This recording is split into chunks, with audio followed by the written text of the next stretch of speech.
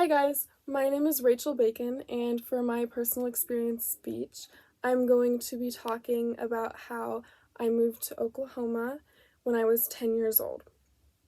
So I used to live outside of La Villa. It was a very small town, and I lived about 10 miles outside of it. We had a small family farm, and back then I loved to do tumbling and gymnastics. It was one of my favorite things. I would beg my parents all the time to give me lessons, but I never did. Um, I was about to be 10 years old, and my sister said she was making me a big surprise for my 10th birthday.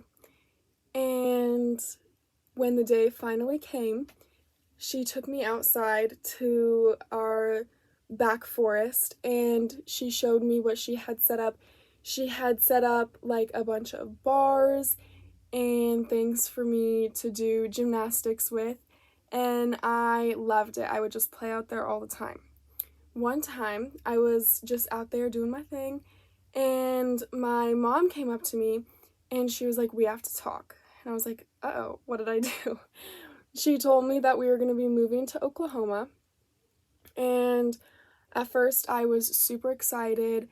I was ready to get out of there. I only knew that one house, and I've always thought it would be so cool to move and live in a different house. So about 6 months later, we made the move to Oklahoma. The reason that we did that is because my dad was starting Bible college at Rhema Bible College in Oklahoma, and we moved to Tulsa.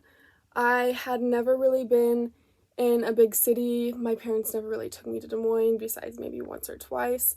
And if you know Tulsa, Oklahoma is a very big city. So it was almost like a culture shock for me. We did live in a suburb called Broken Arrow, but nonetheless, it was a very difficult change. I had been homeschooled my entire life before that, and I only had about one, maybe two friends because I just didn't leave the house much. Um, I was homeschooled in Oklahoma for quite a while. We lived in these small apartments because we were very broken. We didn't have a lot of money to rent a house, and I remember the apartments were pretty bad. We had like roaches. It was very different from the country house that I grew up in.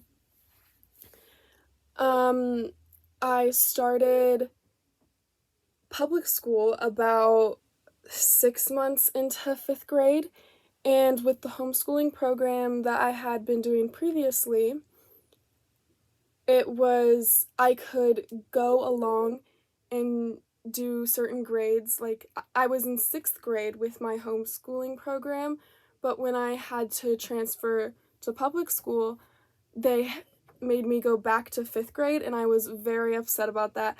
I remember telling my mom, "That's not fair, it's not fair," but we went with it. There was nothing I could do. And fifth grade is the last year of elementary school in Oklahoma. I know it's a little different in Iowa.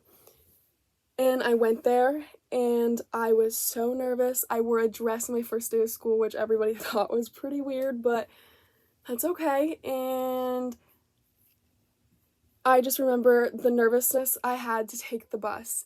I was so scared, but I made it through, and I just kept going to school until about seventh grade, and then I went back to online school. I begged my mom to go back to online school, and she finally let me. And they gave me a computer. I just did my thing, but then my mom noticed that I was kind of self-isolating myself.